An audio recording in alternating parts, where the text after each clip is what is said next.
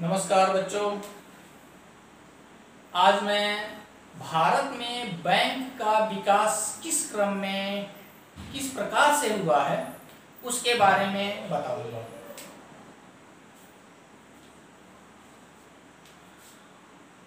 भारत में आप जानते हैं कि भारत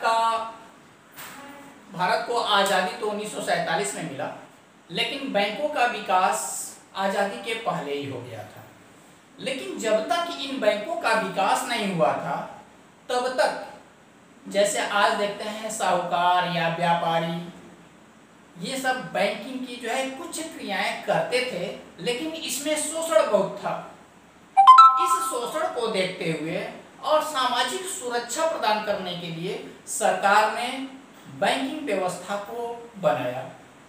और बैंकिंग व्यवस्था बनाने के क्रम में सबसे पहले बैंक ऑफ हिंदुस्तान की स्थापना किया गया। बैंक ऑफ हिंदुस्तान 1717 में इसकी स्थापना किया गया। बैंक ऑफ हिंदुस्तान बहुत ज्यादा आज के बैंकिंग सिस्टम के अनुसार कार्य नहीं करती थी। केवल जमायत स्वीकार करना और लोगों को ऋण प्रदान करना मुख्य कार्य इसका था। लेकिन यह भी कुछ समय बाद घाटे में चली गई थी और 1820-30 के बीच यह समाप्त भी हो गया। उसी के तुरंत बाद जनरल बैंक ऑफ इंडिया की स्थापना हुआ था 1786 में। जनरल बैंक ऑफ इंडिया, और यह बैंक धीरे धीरे प्रगति पकड़ी थी। लेकिन इन दोनों बैंकों का विकास यूरोपियन के द्वारा किया गया था, क्योंकि आप जानते हैं यूरोपीय शक्ति का भारत उपनिवेश था, तो यूरोपियों द्वारा किया गया था, इसलिए यह यूरोपियन बैंक थे और भारतीयों के हित के बारे में बहुत ज्यादा यह कार्य नहीं किए थे। सबसे पहले भारतीय बैंक अवध कमर्शियल बैंक था, जो 1881 में खोला गया था और इसका प्रबंधन भारतीयों द्वारा किया गया था। पहला भारतीयों द्वारा प्रबंधित बैंक अवध कमर्शियल बैंक था, जो 1881 में खोला गया था। और इसके खोलने के पश्चात फिर भारतीय बैंकिंग प्रणाली अब धीरे धीरे विकास करने लगी। लेकिन उस समय बैंकिंग का मतलब है कि नाम मात्र का बैंकिंग, ज्यादा कार्य असंगठित क्षेत्र में ही हुआ करता था। पूर्ण रूप से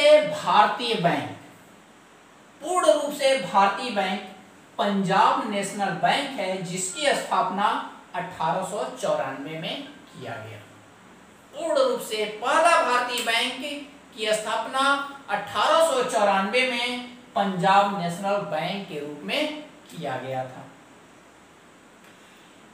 इन बैंकों का नियमन तथा नियंत्रण आरबीआई द्वारा किया जाता है।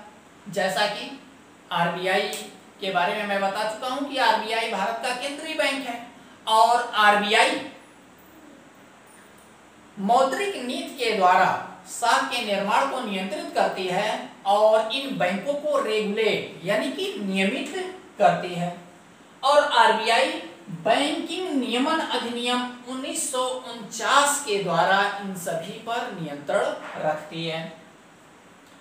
उसके बाद जैसा पहले ही मैं आरबीआई के बारे में जब मैंने बता रखा था, तभी मैं बता दिया था कि आरबीआई का राष्ट्रीयकरण 1949 में हो गया था।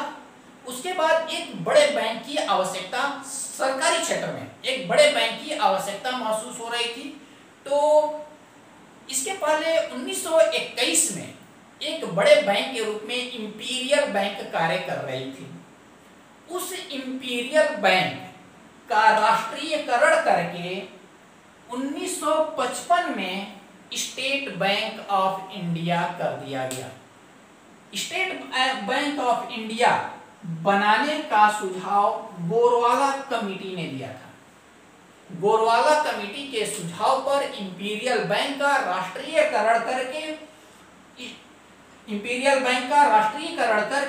स्टेट बैंक ऑफ इंडिया कर दिया गया। अब ये आप कहेंगे कि ये राष्ट्रीयकरण क्या होता है? देखिए, अभी तक बैंक सब एक स्वायत्त संस्था के रूप में कार्य करते थे, जो हमेशा लाभ के लिए कार्य करते हैं। अब जब ये लाभ के लिए कार्य करेंगे तो ग्रामीण क्षेत्र में तो लाभ की संभावना बहुत कम होगी, तो वो वहां पर अपनी शाखाएं नहीं खोलते हैं, किसानों से लेन देन बहुत कम किया करते हैं। और जबकि सरकार का उद्देश्य क्या है, बैंकों का विकास इस रूप में हो जिससे कि ज्यादा से ज्यादा सामाजिक न्याय को प्राप्त किया जा सके, और बिना ग्रामीण क्षेत्र के को ध्यान में रखे या किसानों या निचले तबके के लोगों को ध्यान में रखे बिना सामाजिक न्याय की स्थापना किया ही नहीं जा सकता। इसलिए सरकार इन बैंकों को अपने अधिकार क्षेत्र में अपने अधीन ले लेती है और इसी प्रक्रिया को राष्ट्रीयकरण कहते हैं। तो इस तरह से आप देखें, सबसे पहला सार्वजनिक क्षेत्र का bank state bank of India बना 1955 में, और आज के समय में सरकारी क्षेत्र में, सार्वजनिक क्षेत्र में सबसे बड़ा bank state bank of India है। और जितना ही ये बड़ा है उतना ही बड़ा इसका एनपीए है, यानी कि इसी के पास नॉन परफॉर्मिंग एसेट, यानी कि ऐसा कर्जा जो स्टेट बैंक ने कर्जा दे रखा है, वह ऐसा कर्जा जिसकी वापसी की संभावना सबसे कम है, उसको एनपीए कहा जाता है। ठीक है, तो इसी स्टेट बैंक के पास ही सबसे ज्यादा एनपीए भी है। अब आप कहेंगे यदि सार्वजनिक क्षेत्र में सबसे बड़ी बैंक ये एसबीआई है, तो प्राइवेट सेक्टर में कौन सा बैंक सबसे बड़ा है? तो प्राइवेट सेक्टर में सबसे बड़ा बैंक आईसीआईसीआई बैंक है। ये प्राइवेट सेक्टर का सबसे बड़ा बैंक है। मैं आपको बताऊं कि एसबीआई केवल अकेले ही नहीं थी, बल्कि एसबीआई तथा एसबीआई के 7 सहयोगी संस्था भी थी, जैसे state bank of Saurashtra, state bank of Travancore, state bank of Indore, state bank of Hyderabad. इस तरह से 7 सहयोगी संस्था थी। इन सभी 7 सहयोगी संस्थाओं का धीरे धीरे करके स्टेट बैंक में विलय कर दिया गया है और स्टेट बैंक केवल स्टेट बैंक रह गया है। अब ये सारे बैंक समाप्त हो गए हैं। जैसे 2 बैंकों का विलय जो है 2008 में ही हो गया था, 2008-9 में, और 2017 में बाकी सभी बैंकों का हो गया, 5 बैंकों का हो गया। इस तरह से आप देखेंगे। हाँ, और मैं बता दूं, जब सरकार ने देखा कि हमें सामाजिक न्याय उपलब्ध कराने के लिए ज्यादा से ज्यादा बैंकिंग क्षेत्र का विकास ग्रामीण क्षेत्रों में करना है, इसके लिए जितने भी बैंकों का विकास धीरे धीरे हो गया था, उन सभी बड़े बैंकों का धीरे धीरे राष्ट्रीयकरण करने की ओर जो है कदम बढ़ाने लगी। और इस दिशा में सबसे पहले 19 जुलाई 1969 को 14 बड़े बैंकों का राष्ट्रीयकरण सरकार ने कर दिया। उसके बाद 15 अप्रैल 1980 को 6 बड़े बैंकों का सरकार ने राष्ट्रीयकरण कर दिया, यानी कि 14 और 6 20 बड़े बैंकों का राष्ट्रीयकरण हो गया। जब ये 20 बड़े बैंकों का राष्ट्रीयकरण हो गया तो अब सार्वजनिक क्षेत्र में बैंकों की संख्या कुल कितनी रह गई? 20 प्लस एसबीआई के 7 सहयोगी बैंक 27, सार्वजनिक क्षेत्र के 27 कुल बड़े बैंक थे। अब उन 27 बड़े बैंकों में से 27 बड़े बैंकों में से 7 एसबीआई के 7 सहयोगी बैंकों का विलय जो है एसबीआई में हो गया, तो कुल सार्वजनिक क्षेत्र के या राष्ट्रीयकृत बैंकों की संख्या 20 रह गई।